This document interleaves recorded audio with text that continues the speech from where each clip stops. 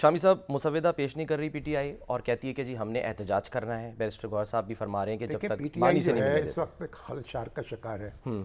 اس کے لوگ کچھ بھاگے ہوئے ہیں, کچھ چھپے ہوئے ہیں اور ایک دوسرے کے بارے میں غلط فہمیوں کا اور خوش فہمیوں کا شکار ہیں. اور اگر پی ٹی آئی ایک عام سیاسی جماعت کے طور پر بیہیو کرتی اور پارلیمانی سیاست میں مصروف ہوتی تو اس کو اس طرح کی صورتحال درپیش نہ ہوتی.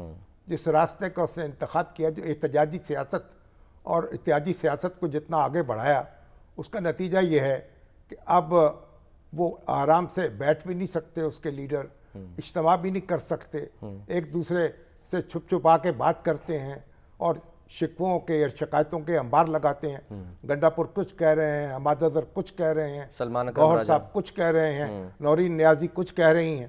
تو بہرحال اگر آہستہ آہستہ اگر نارمل ہو جائیں تو پھر وہ ایک نارمل پولیٹکس کر سکیں گے.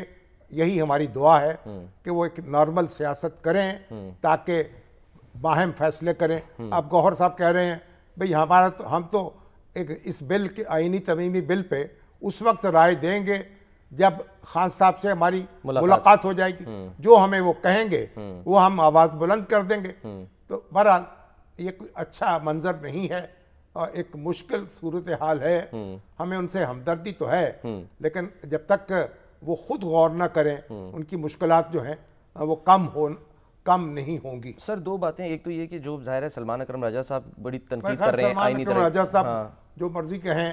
اب ایک دفعہ تو تعریف کر رہے ہیں مولانا فضل الرحمان کی ترمیمات, اور مولانا فضل الرحمان اس وقت جناب زمین ان کے گرد گھوم رہی ہے, سورج ان کے گرد گھوم رہا ہے, پی ٹی آئی مان جائے گی آپ کے خیال چاند میں؟ ان کے گرد گھوم رہا ہے, تو سارے سیارے ان کے گرد گھوم رہے ہیں اور وہ ماشاءاللہ بیٹھے ہیں پورے دبدبے اور تنتنے کے ساتھ. تو کیا کہا ہے, کیا وہ کیا کہیں اقبال نے, قہاریو غفاریو قدوسیو جبروت یہ چار عناصر ہوں تو بنتا ہے مسلمان.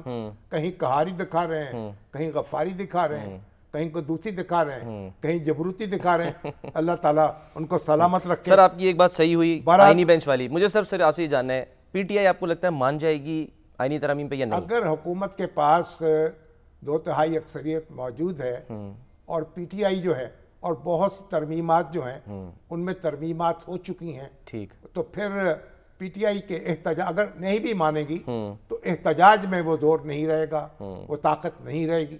اور اس وقت تک جو اتفاق رائے نظر آ رہا ہے اس میں میرا خیال ہے وہ احتجاج کی گنجائش کم ہوگی. مولانا جو ہیں جس کام پر لگے ہوئے ہیں اگر اس طرح حاصل کر لیں گے تو میرا خیال معاملہ جو ہے وہ برداشت کر لیا جائے گا. ٹھیک ہے.